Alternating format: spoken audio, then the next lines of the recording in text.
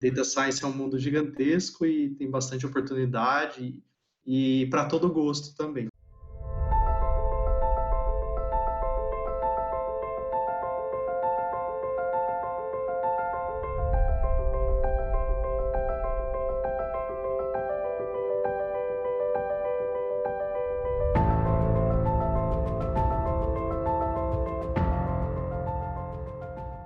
Primeiramente, eu queria agradecer você, Lucas, pela disponibilidade de trocar esse bate-papo, essa entrevista, que o objetivo daqui Uhum.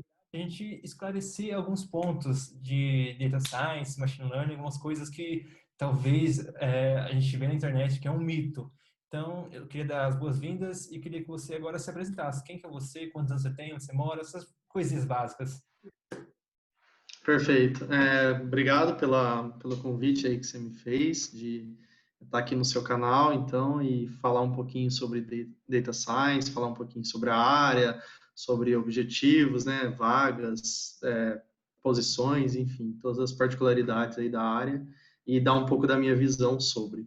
Eu sou o Lucas, então, tenho 27 anos, atuo na área de dados desde 2017, né, aqui em São Paulo, Brasil, e basicamente o que eu posso falar aqui é que eu já andei um pouquinho dentro da área de dados, né? Então comecei lá na parte de design, né? Então focando em modelagem de fato, depois acabei migrando para uma área que era um pouco mais engenharia de dados, aí depois voltei a fazer modelagem e agora estou fazendo engenharia de machine learning. Então Ah, eu acho que data science é um mundo gigantesco e tem bastante oportunidade e para todo gosto também. Então, enfim, é o que a gente vai conversar bastante no bate-papo aqui. que legal, que legal. Já que você falou sobre que tem bastante oportunidade, vamos começar Uhum.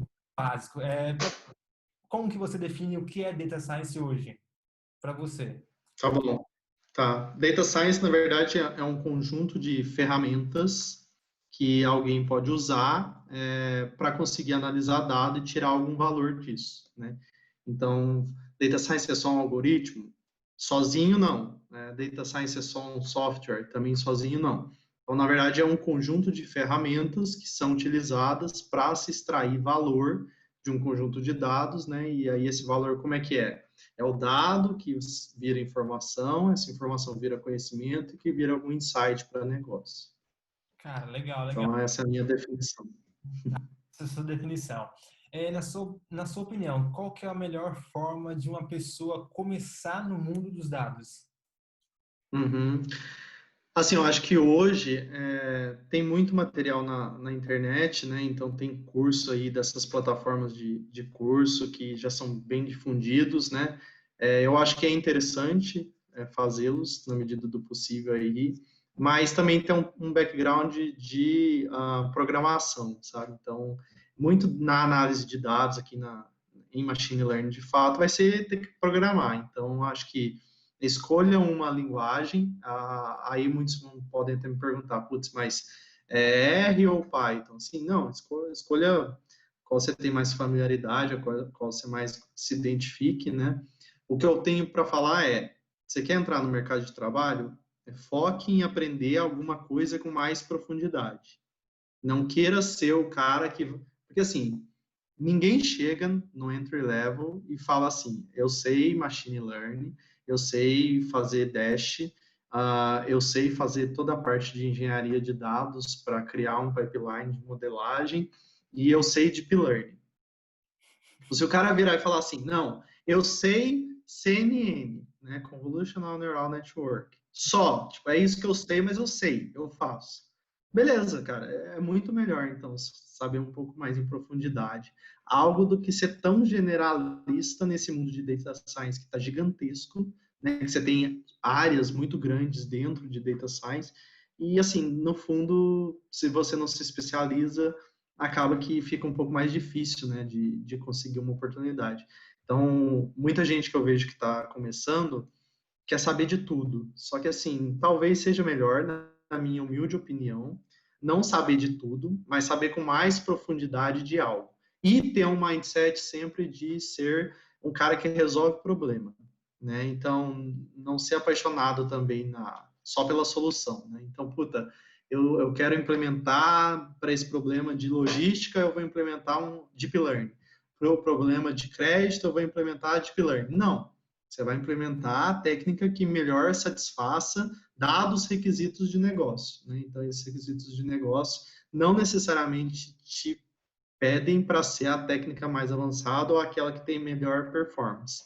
Então, assim, de novo, para quem está entrando, pode fazer os cursos online, ler livro, né? Eu acho que é bem interessante ter uma fundamentação teórica, mas principalmente se especializa. Eu acho que se especializar é a melhor coisa, assim.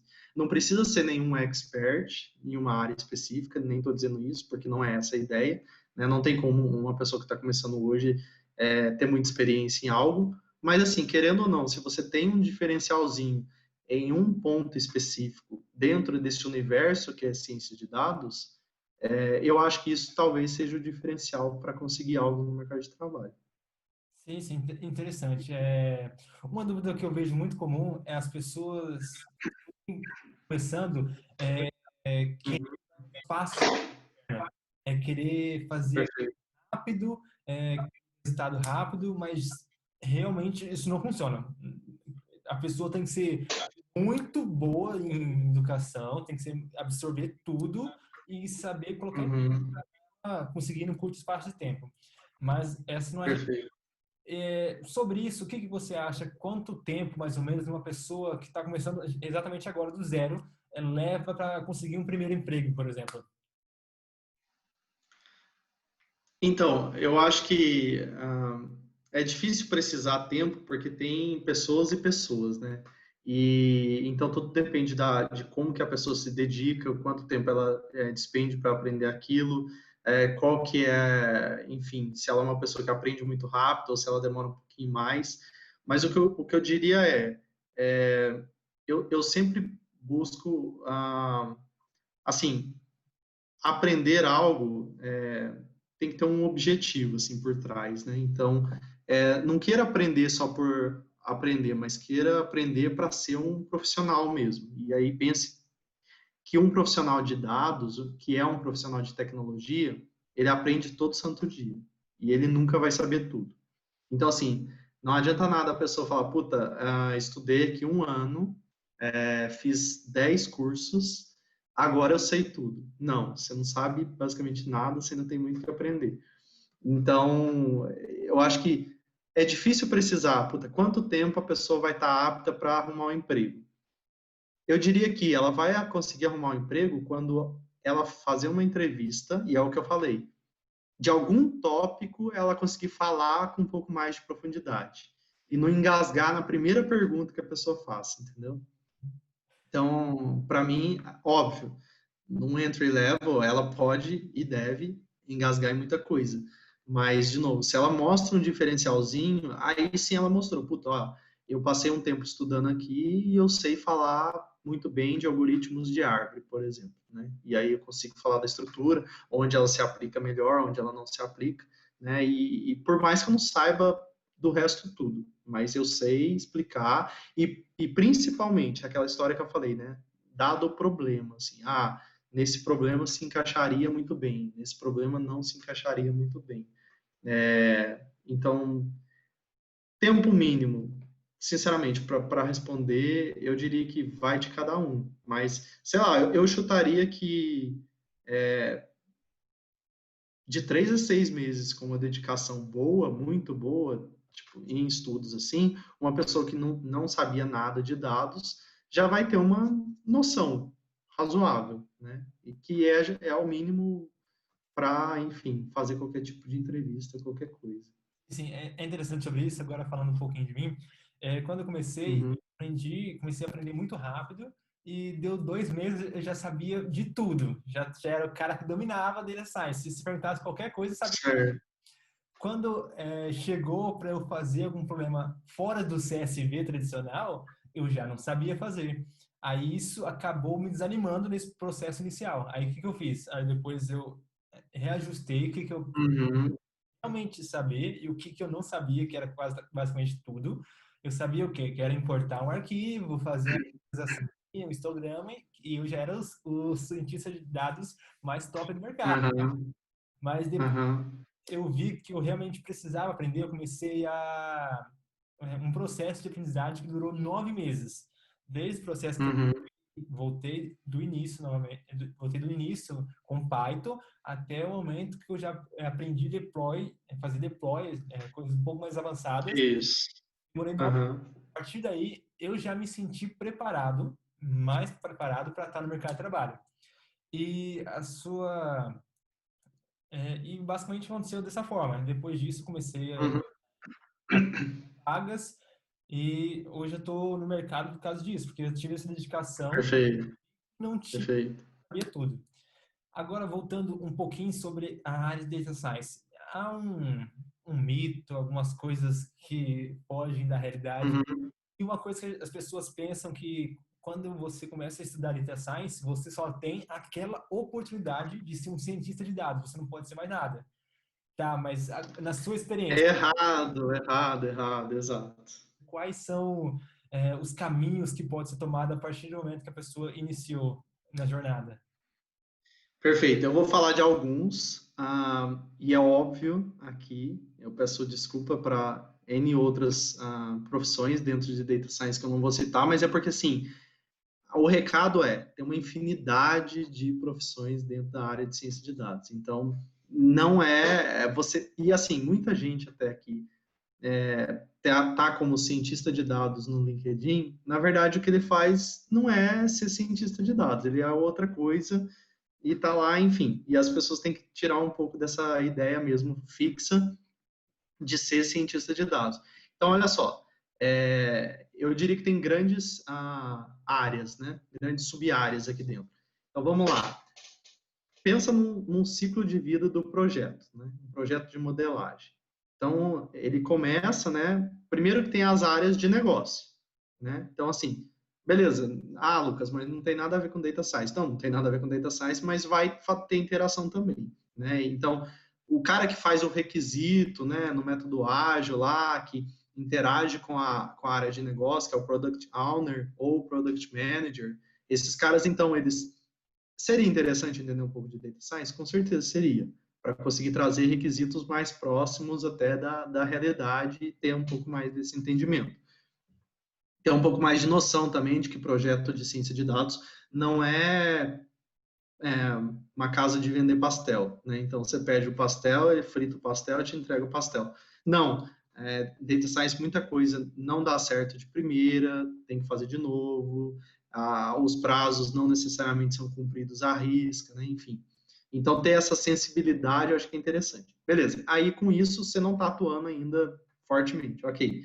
Mas você também pode ser um analista de dados. Então o que é o cara que é analista de dados?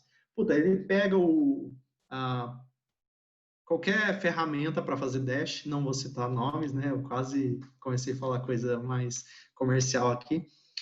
Então você pega aquela ferramenta lá que faz dash e aí você cria visualização em cima de dados, ou seja, pluga numa base de dados lá e gera um gráfico que mostra como é que estão as vendas do mês.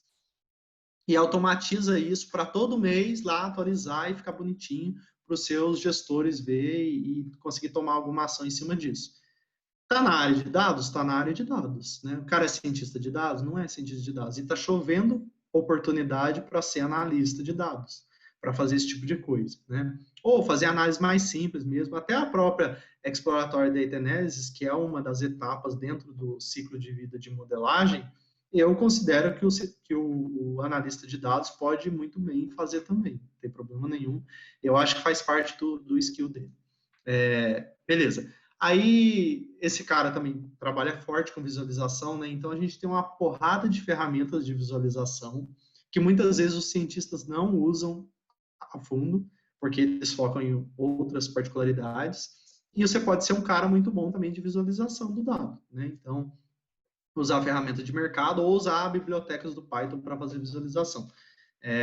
Ok, aí a gente fecha essa caixinha de visualização, análise mais simples, né? Que está dentro aí do analista de dados. Aí você tem também o engenheiro de dados. O que é o engenheiro de dados? Pensa que, é igual você falou, não é um CSV bonitinho, que está lá, de uma base só, com a target feita para você fazer a modelagem, muito pelo contrário. Né? Então, os dados estão todos bagunçados em diversos sistemas de gerenciamento de banco de dados, tem NoSQL, tem SQL tradicional, né? Então, várias plataformas, vários sistemas legados, e assim, você tem que linkar essas coisas e tentar convergir isso para o que a gente pode vir a chamar aqui de data lake. Né? E aí, quem que vai fazer isso, cara? Quem vai fazer isso é um engenheiro de dados, né? Ele que vai fazer esse trabalho danado e que é extremamente importante para conseguir deixar os dados um pouco menos desorganizados, eu diria. Né? Então, deixar tudo numa caixinha só, pelo menos. E aí o cara está fazendo isso, mas ele tem que fazer isso com um certo norte, né? E quem que dá esse norte? Governança de dados. Então, assim, muitos analistas também que cuidam da governança, que cuidam de data quality, né, data stewardship e essas outras áreas aí. Então, são áreas que também, foca mais no processo, mas no processo de todo o ciclo de vida do dado na companhia, né? Você tem um arquiteto de dados, então, que é o cara que, ele está pensando nas tecnologias mesmo. Que tecnologias a gente tem que ter aqui? Ah, vamos contratar a plataforma tal, vamos contratar aquela outra, qual que é melhor, qual que não é, como que integra uma na outra, né? Esse tipo de coisa o arquiteto pode fazer. Então, é arquitetar mesmo toda a estrutura de modelagem, toda a estrutura de data science dentro da companhia. Ok, aí a gente volta, então, aí tem agora o Data Lake lá, bonitinho, né? Você consegue acessar esse data lake, e aí você tem o cientista de dados, que é o cara que vai pegar, então, tem um monte de tabela, esse monte de tabela o cara vai criar. Então, existem conceitos um pouco, algumas empresas aplicam, outras não, mas você pode criar stages, né, que são, então você tem pouso, que é aquele raw data que está lá no seu data lake. Aí você tem a stage, que é um passinho já para frente do dado, né, onde você já faz algum tratamento de data quality. Isso muito considerando todos os aspectos do time de governança de dados. Né? Beleza, aí você vai ter lá um dado com maior qualidade, né, o que é crucial, porque o modelo não vai fazer milagre. Então, se o dado estiver todo zoado, você não vai conseguir fazer uma modelagem muito boa. Beleza, o cara pega isso daí, tem as stages, ele vai criar books, né, que são visões temporais de cada uma das suas temáticas dos dados. E aí, a partir disso, de vários books, ele une isso numa Analytical Base Table, que é a tabela de verdade, que é aquele CSV que muita gente vai encontrar no Kaggle e vai achar que, né, já está magicamente pronto, assim. E não está. Então, olha só que passo. E não morreu aí, né? O cara conseguiu criar, o cientista criou a Analytical Base Table, aí cria a target nela, beleza. Aí tem toda uma etapa de Feature Engineering. Né? Na verdade, antes de Feature Engineering até tem a EDA, ou seja, tenho lá a BT, agora eu vou analisar todo aquele dado lá, e assim, boas práticas também visam já nos books, já antes de criar a BT, já fazer EDA também, para entender a história do dado. Então, acho que esse é um ponto extremamente relevante aqui, que o cientista tem que entender a história do dado, né? É aquela história que eu falei, se guia ao problema e não à solução. Então, estou tentando entender o dado, como é que ele está, de onde ele vem, né? E todas as suas particularidades. Ok. Então, até agora, não tem nada de machine learning. Só tem análise de dado e manipulação de dado, né? E um monte de coisa um pouco mais chatinha de se fazer. Aí tem Feature Engineering, que é tratar imputação, né, normalizar, se for o caso, tentar tratar alguma coisa no dado, enfim, alguma particularidade, né, ver o que faz sentido, o que não faz, ver se tem algum erro sistêmico lá nos dados que você precisa eventualmente limpar, né, não remover o outlier, porque remover o erro sistêmico e não necessariamente remover o outlier, exceto em casos muito específicos. De algum modelo muito específico. E beleza, então você fez todo o tratamento do dado, que demorou pra caramba, né? Entendeu o dado, tratou ele, aí sim a tabelinha está pronta. Aí é a hora de aplicar os modelos usando as melhores práticas, né? Então, aplica um grid search com validação cruzada, né? E faz treina diversos modelos e aí depois analisa a performance de treino, validação e teste para conseguir escolher qual que é o modelo que efetivamente vai para frente. Certo. Aí o cientista fez isso, aí ele tunou, fez tudo certinho, escolheu lá que é o XGBoost que vai para, né, para frente, que é o escolhido. Salva isso daí, né, e serializa esse modelo. E aí acabou aí? Não, não acabou. Aí tem mais um profissional ainda, porque muitas das vezes o cientista, em empresas, né, mais bem estruturadas, eu diria, o cientista não vai atuar até a fase de deployment do modelo, porque, enfim, porque ele tem que fazer outros modelos. E a ideia é que esse modelo seja feito o mais rápido possível, né? E por mais que, enfim, o mais rápido possível ainda demore, mas a ideia é que ele faça isso rápido. E aí alguém vai ter que colocar isso em produção. Muitas empresas confundem um pouco, então pode ser um engenheiro de dados que vai fazer isso, mas o correto, né, o correto no sentido de uma nomenclatura muito mais específica, um profissional muito mais específico, seria o engenheiro de machine learning que vai pegar e efetivamente botar o modelo em produção, ou, ok, o cientista consegue pôr em produção, mas a partir de uma plataforma que o engenheiro de machine learning ajudou a construir, ou conseguiu prover lá para o cientista, e aí depois esse cara vai ser responsável por monitorar e possivelmente retreinar o modelo. Né? Então, mais uma profissão, engenheiro de machine learning, que é uma pessoa que eu diria que tem que ter um pouco mais a parte de programação na veia, né? E não só de programação, de otimização mesmo, como é que você faz um código muito mais otimizado, usa design pattern, alguma coisa assim, e consegue deployar, né, fazer o deploy desse modelo e depois manter ele dentro daquela arquitetura de deploy. Né? Então, são duas grandes fases para um projeto de modelagem. A fase de design e depois a fase de deployment. E aí, para cada uma delas, olha só, tem uma infinidade de profissões que fazem parte do ciclo de vida de modelagem. Então, assim, se botar numa empresa, vamos lá, a gente vai montar uma empresa aqui agora e temos que contratar 10 pessoas, né? Como que eu contrataria? Eu, Lucas, contrataria o time de dados, né? Então, assim, se alguém falar, não, vamos contratar 10 cientistas, beleza, a gente vai contratar 10 cientistas e o que vai acontecer é que 7 deles ou 8 vão ficar frustrados porque eles não vão fazer o trabalho de modelagem, eles vão fazer o trabalho de manipulação de dados, né? E tratamento de dados e tudo mais. Então, beleza. O que seria o ideal aqui, então?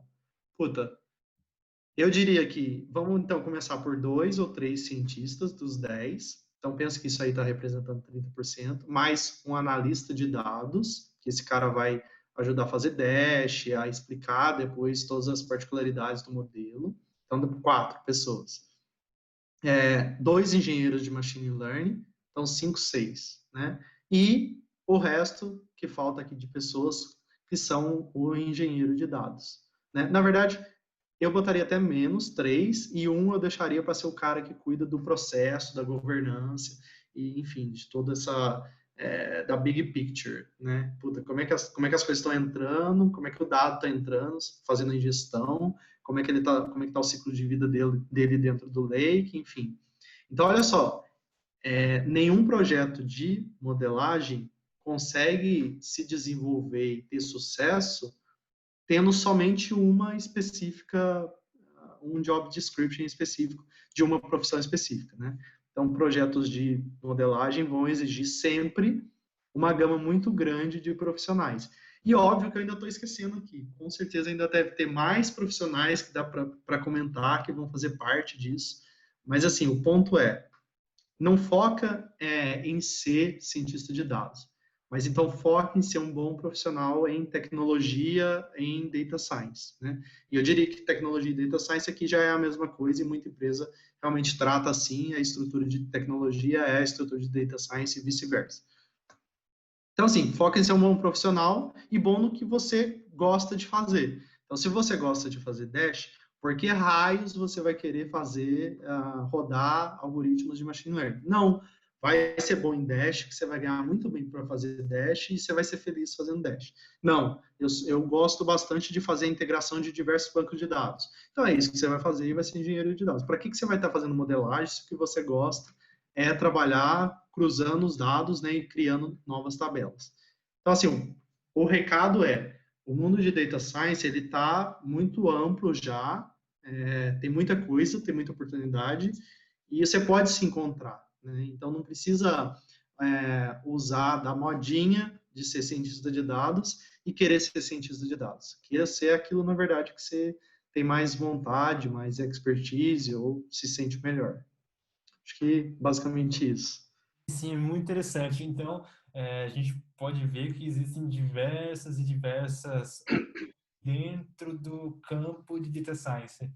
Uma dúvida que eu tenho Uhum, comum é qual eu vi que a gente tem um mesmo pensamento sobre cursos tradicionais que trazem somente aquele CSV bonitinho e é aquilo durante o curso todo.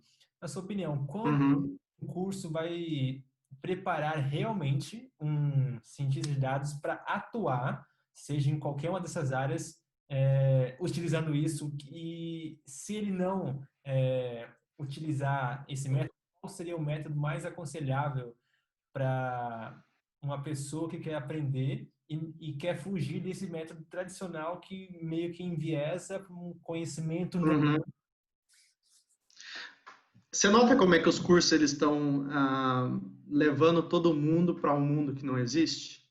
Porque o curso ele foca no algoritmo, ele foca no ponto fit, né, no ponto predict, no predict proba. Mas ele não foca em toda a manipulação de dados que você tem que fazer e a construção da Analytical Base Table para rodar aquele modelo. Então, assim, o que eu diria? Eu desconheço, assim, no geral, todos eles estão focados nessa outra parte. E esquece da manipulação de dados, esquece do 80% do tempo, 70, 80% do tempo que o cientista vai gastar. Então, a minha sugestão é o que eu falei, beleza, aprende algo que esses cursos dão, né, com uma certa propriedade, e busca aprender fazendo no mercado de trabalho todo o resto. Porque, assim, as empresas também, elas estão bem cientes de que se todos os cursos estão ensinando dessa forma, a pessoa não vai saber todo aquele outro emaranhado de mexer com o dado que existe no mundo real. Então, as empresas também estão cientes um pouco nesse sentido, né? Então, é o que eu falei, mostra que você é uma pessoa que consegue absorver um conteúdo e depois explicar esse conteúdo. Aí fala muito até dos soft skills do cientista, né? O cientista pode ser excelente lá na modelagem, na estatística, no código, mas ele não sabe explicar nada daquilo que está acontecendo, né? Porque ele não sabe trazer para negócio nenhum insight. Você concorda comigo que está um pouco falho, né? Então, faz parte. E a mesma coisa então, o cara que está entrando. Como é que ele vai fazer? A habilidade de explicar um pouco mais em detalhe alguma das coisas que ele aprendeu é exatamente a habilidade, o soft skill de depois conversar com a área de negócio e conseguir, né, passar de uma forma tranquila para a área de negócio insights sobre o dado que ele está analisando, sobre o modelo que ele está construindo, né? E então, assim, essa parte definitivamente eu acho que os cursos não ensinam e talvez não vão ensinar por um bom tempo. E eu ficaria tranquilo. Isso aí eu acho que vai ter que aprender na prática mesmo, a hora que estiver trabalhando em alguma empresa que tem aquele problema para resolver e não tem o CSV pronto. Mas aí, sendo um cara que entende, né, de uma forma ok, alguma tecnologia lá, alguma técnica, e consegue passar isso bem, putz, então se você consegue passar isso bem, você consegue conversar bem, você vai conseguir correr atrás e aprender todas aquelas particularidades para fazer todo esse processamento do dado que os cursos não ensinam, né? Então, assim, a dica do que tem nos cursos, aprenda bem e consiga passar bem. O que não tem lá, não fique tão preocupado de que você não sabe, porque você vai acabar aprendendo na prática, e é o que eu falei. O mundo de tecnologia é um mundo de que você não para de aprender nunca. Então, se a pessoa, né, fala, puta, eu quero fazer, e um outro ponto interessante, não fugindo dessa temática, mas eu vejo muita gente querendo fazer curso para colocar o bendito do certificado em algum lugar, né? E aí é o que eu falei. Aí chega na entrevista, a pessoa não sabe falar por que era A e não era B. Ou sequer o que era A, o que era B. Mas ela tem 50 certificados.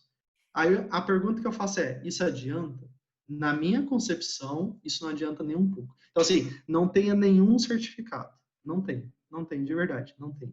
mas saiba falar, saiba fazer, né? Cara, eu acho, sinceramente, que uma pessoa que não tem nenhum certificado em tecnologia, mas que sabe meter a mão na massa e fazer, ou que numa entrevista consegue explicar aquilo que ela está, enfim, trabalhando, né, observando, vai ter muito mais sucesso numa possível contratação, sabe? Então, Sim. esquece um pouco o mostrar de forma mais vitrine para mostrar de fato, sabe?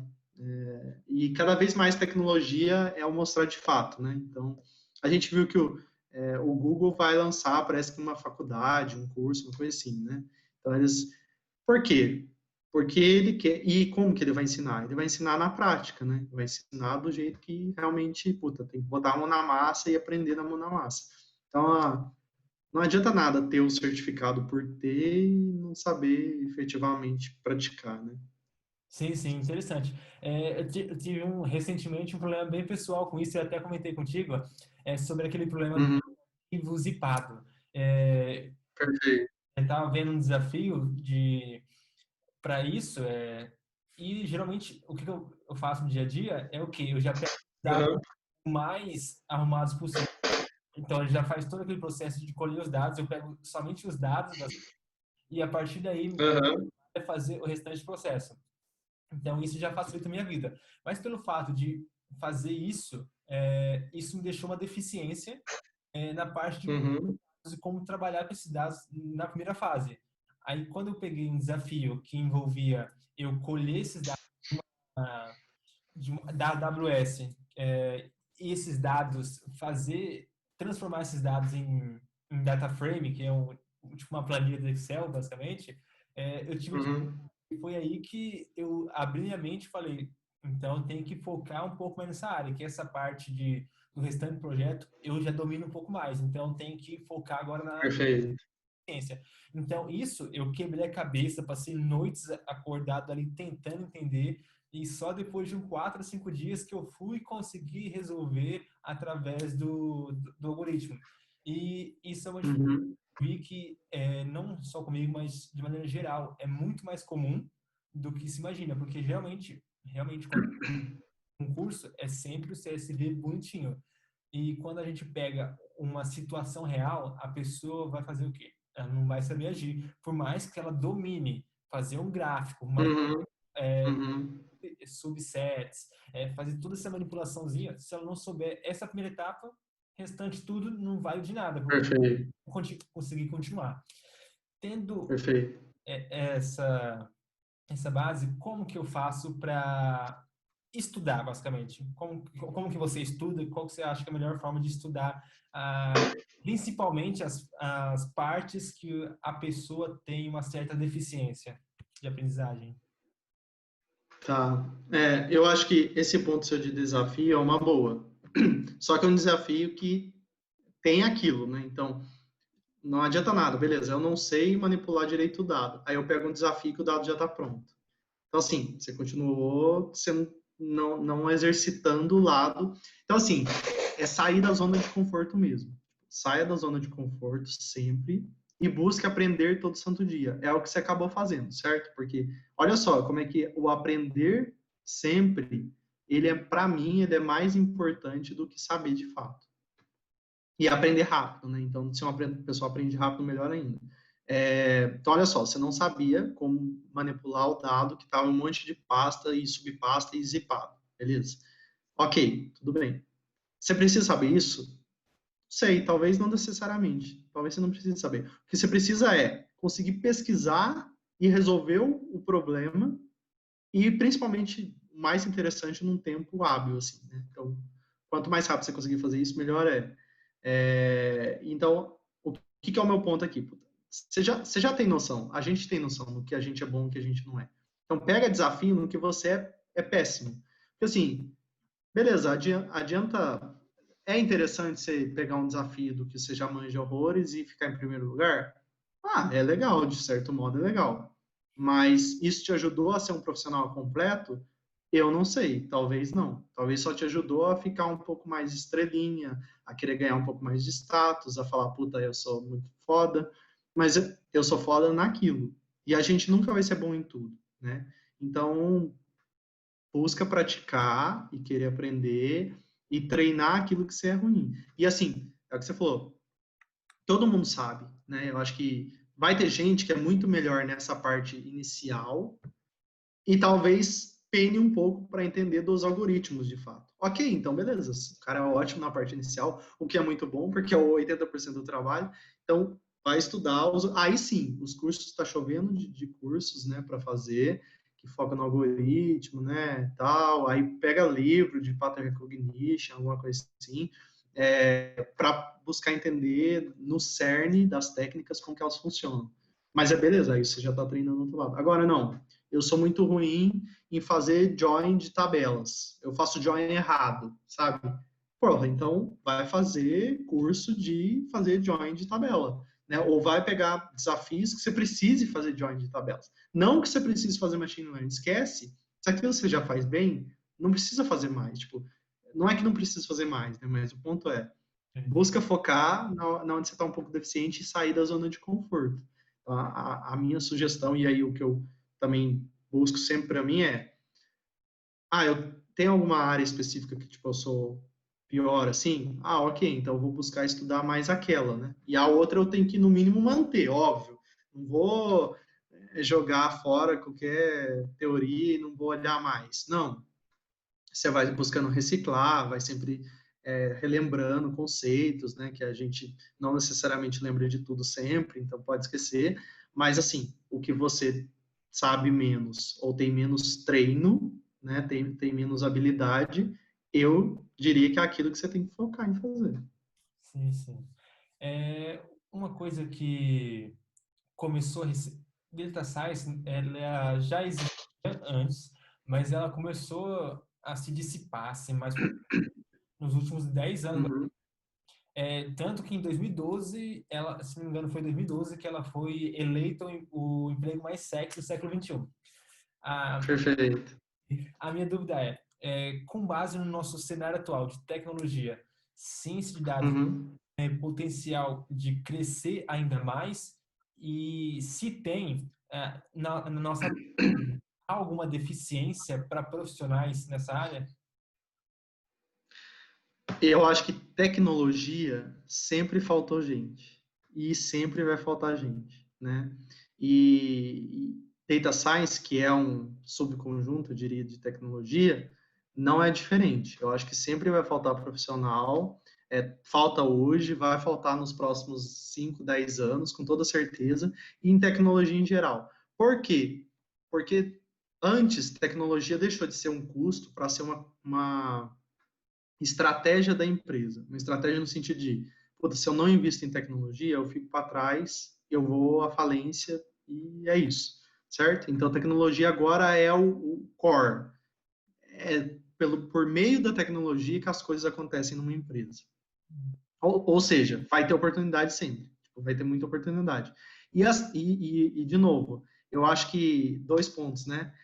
Para ser de tecnologia, tem que gostar de aprender sempre. E quem é de tecnologia é bem engraçado, porque cria coisa nova sempre. Então você pode ver que tem tecnologias muito novas sempre. Por que a gente tem que sempre aprender? Porque está sempre trocando. Você cria um negócio novo, cria um jeito novo de programar, né? Enfim, cria algum atalho na programação, alguma coisa que a gente tem que saber, frameworks e tudo mais. Então o ponto é, além da gente ter que gostar de aprender, tem o outro lado de que a tecnologia sempre se reinventa.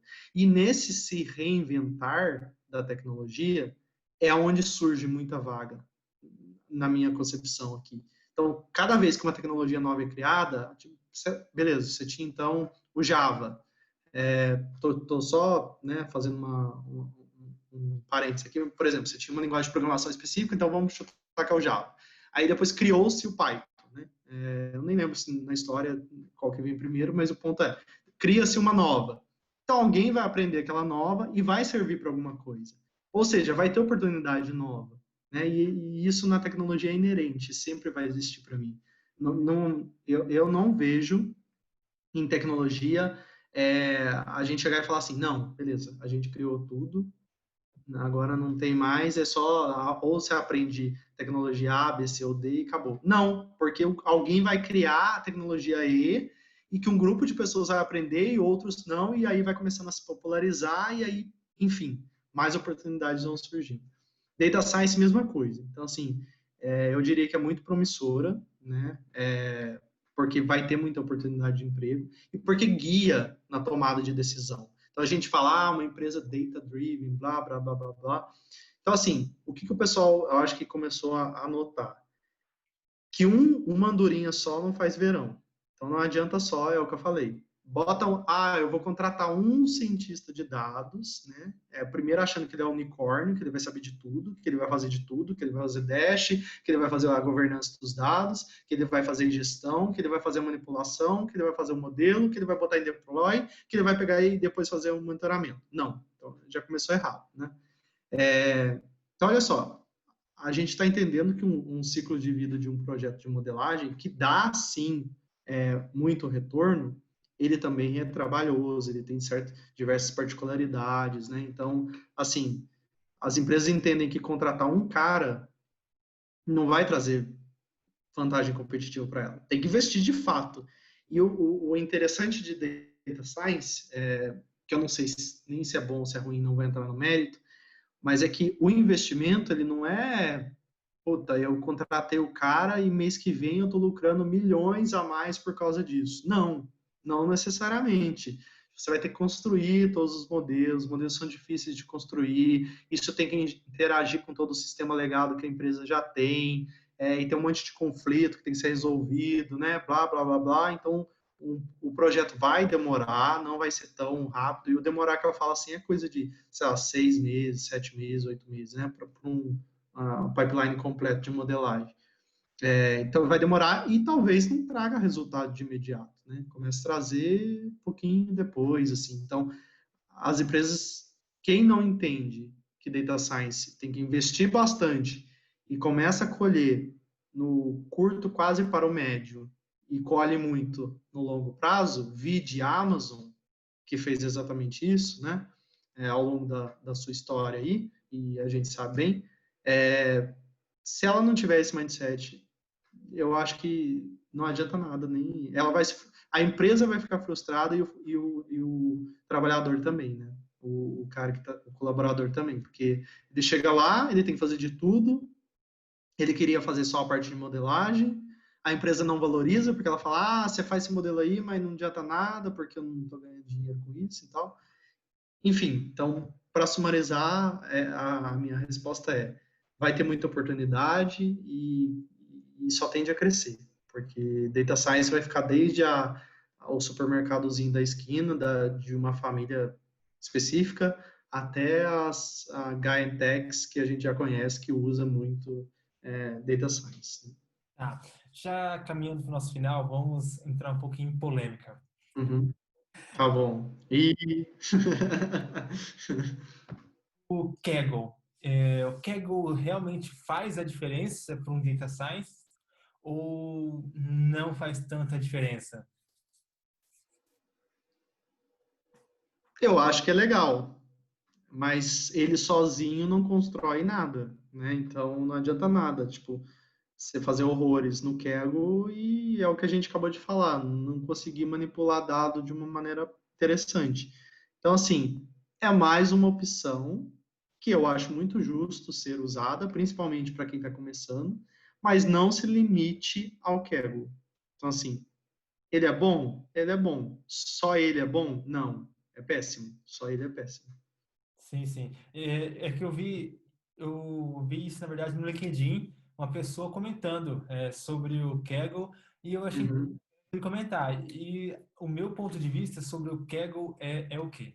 O Kaggle, ele não faz um cientista de dados bom, mas um cientista de dados bom, ele melhora com o Kaggle. Aí, Perfeito, perfeito. eu pensei nisso por quê? Porque realmente o Kaggle ele vai te dar os dados já prontos, você vai ter que, principalmente nas competições, criar um modelo com base naquilo. Agora, se você quiser se tornar um cientista de dados de verdade, eu acho que isso não vai te ajudar.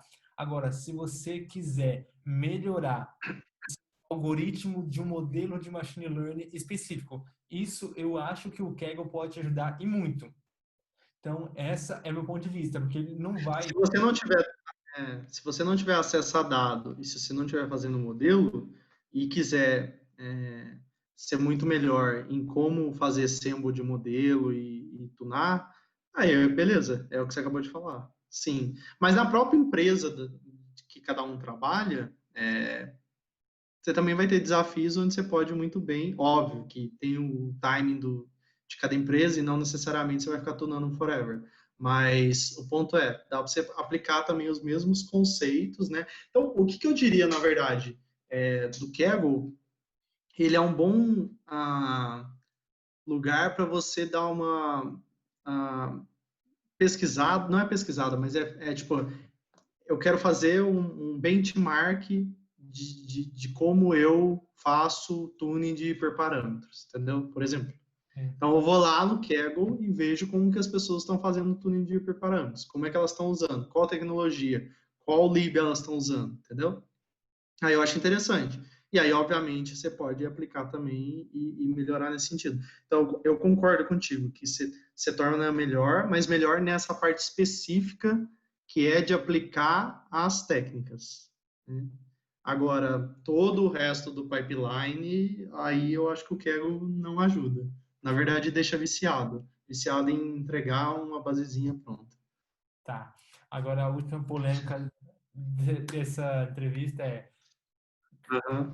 prefere Python ou R? E por quê? Eu Sim, Eu uso Python e sempre usei Python. Porque eu me identifiquei, porque a forma como você escreve, a sintaxe da linguagem, eu me identifiquei e achei mais interessante do que é. Talvez, quando a gente fala em deploy, então o deploy está muito mais atrelado em aplicações que acabam rodando mais com o Python do que com o R. Tá? Então, só estou jogando o cenário atual. Agora, qual eu prefiro? Então, eu tenho a minha preferência, dado, né, as particularidades da linguagem e tudo mais.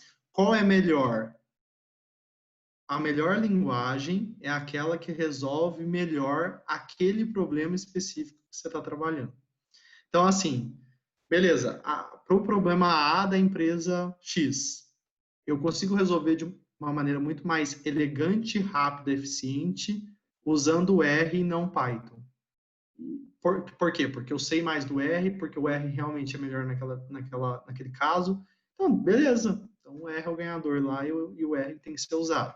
Agora, eu tenho a empresa Y com o problema B, que precisa de uma estrutura de deploy, blá, blá, blá, e, sei lá, todos os cientistas só sabem em Python. Qual que é melhor? Vai ser o Python. Então, assim, para mim não tem ganhador absoluto, mas tem dado as características do problema, por quê? Porque a gente tem que ser guiado ao problema e não à solução. Qual é melhor para se aplicar naquele contexto, né? A empresa também, o arquiteto lá de dados, né, analisou e falou, puta, aqui nessa nossa arquitetura tem que usar o Python porque ele é melhor por tal coisa.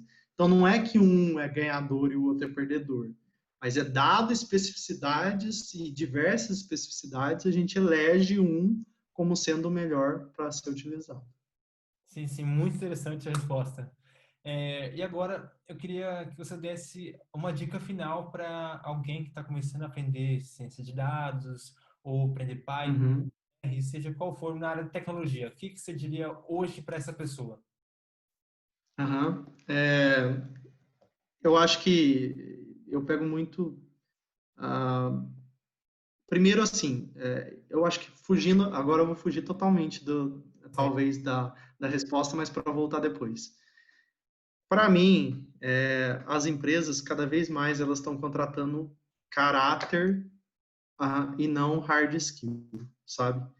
Então, cara, primeiro você tem que ser uma pessoa que tenha caráter, sabe? Então, e o que eu quero dizer com tenha caráter, né? você tem uma vida que mostra que você é um cara que batalha pelas coisas, né? Que não quer nada de mão beijada, que busca atingir seus objetivos, que luta para aquilo e tudo mais. Então, assim, dentro de tecnologias, dado que você é um cara, né, que busca conseguir os seus objetivos e tudo mais, tão esforçado, o esforçado por si só já me remete muito a alguém que quer aprender sempre. Então, se quer aprender sempre, né, para mim. Então, assim, a dica que eu dou, né, quer ser de tecnologia, quer ser de dados, seja alguém disposto a aprender todo santo dia.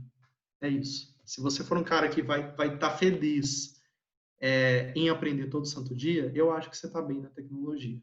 Ah, não, eu quero aprender e quero depois ser o cara que sabe e não quero aprender mais nada. Talvez tecnologia não é a melhor área para você. Sim, sim, muito interessante. Infelizmente, nosso tempo está se esgotando. Eu queria Mas já, acabou tão rápido. depois, mas eu queria te agradecer, Lucas, pelo seu tempo disponibilizado Imagina, imagina. e que a gente possa conseguir alcançar algumas pessoas que dão uma direção para ela, porque realmente quem está começando, Aham, muitas vezes o conteúdo muitas vezes o conteúdo é simplesmente jogado para ela e ela tenta entender, perfeito, mas a gente perfeito. esclarecendo como que funciona mesmo a área, a pessoa tem mais ideia da profundidade que ela está se metendo. Então, Exato, exato. E aí, desde já também, eu já fico aberto aqui, se alguém eventualmente quiser entrar em contato e discutir um pouco mais sobre as coisas, né? Enfim, além aqui da entrevista, pode entrar lá, me adicionar no LinkedIn, eu acho que depois você deixa aí o link, e aí eu bato um papo tranquilamente. Só não prometo bater esse papo no minuto seguinte ao qual ela me manda mensagem, mas assim que possível eu vou responder. mas então é isso, Lucas, muito obrigado pela sua entrevista e até Obrigado, Murilo, imagino. a Até a próxima. Tchau, tchau. Obrigado.